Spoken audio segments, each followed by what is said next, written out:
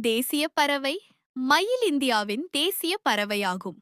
இதன் அழகிய தோற்றம் மற்றும் கம்பீரம் காரணமாக 1963ஆம் ஆண்டு இது தேசிய பறவையாக அறிவிக்கப்பட்டது.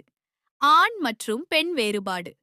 பொதுவாக நாம் மயில் என்று அழைப்பது ஆண் மயிலை பீகோக் ஆகும். ஆண் மயிலுக்கு மட்டுமே நீண்ட வண்ணமயமான அழகான தோகை இருக்கும். பெண் மயிலை பேடு பீஹென் என்று அழைப்பார்கள். அதற்கு தோகை கிடையாது.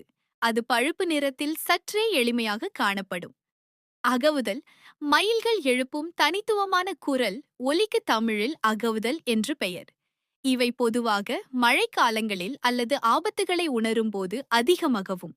மயிலின் அடர்ந்த காடுகள், புதர்கள் நிறைந்த பகுதிகள் மற்றும் விவசாய நிலங்களுக்கு அருகில் கூட்டமாக வாழும். ஆயுட்காலம் காடுகளில் இவை பொதுவாக 15 முதல் 20 ஆண்டுகள் வரை உயிர் வாழும். பறக்கும் திறன் தோகையின் கனம் காரணமாக மயில்களால் நீண்ட தூரம் உயர பறக்க முடியாது. ஆபத்து காலங்களில் மட்டும் மரங்களின் கிளைகளுக்கு இடையே குறுகிய தூரம் பறக்கும். ஆண் மயிலின் அழகிய தோகையில் கிட்டத்தட்ட 200க்கும் மேற்பட்ட இறகுகள் இருக்கும்.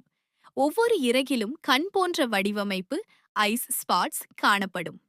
மழைக்காலங்களின் போதும் பெண் மயிலை கவர்வதற்காகவும் ஆண் மயில் தனது தோகையை விசிறி போல விரித்து நடனமாடும்.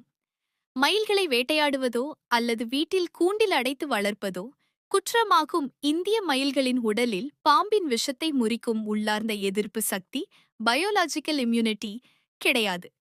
கீரிப்பிள்ளைக்கு இருப்பது போல விஷத்தை முறிக்கும் இரசாயன அமைப்பு மயில்களின் இரத்தத்தில் இல்லை.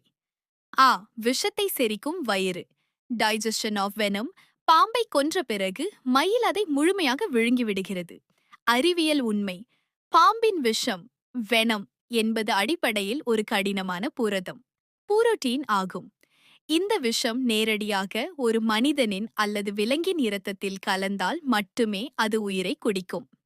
மயில் பாம்பை விழுங்கும் போது விஷம் இரத்தத்திற்கு போகாது, மாறாக அதன் வயிற்றுக்கு செல்கிறது.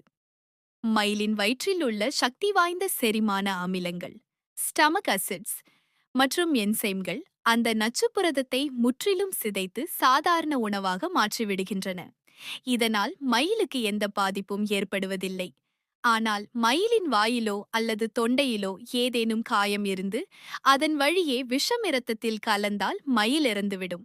சுருக்கமாகச் சொன்னால், மயில்கள் தங்களின் அசாத்திய வேகம், தடிமனான கால்கள் மற்றும் பலமான செரிமான சக்தியால் தான் பாம்புகளிடமிருந்து தப்பிக்கின்றன.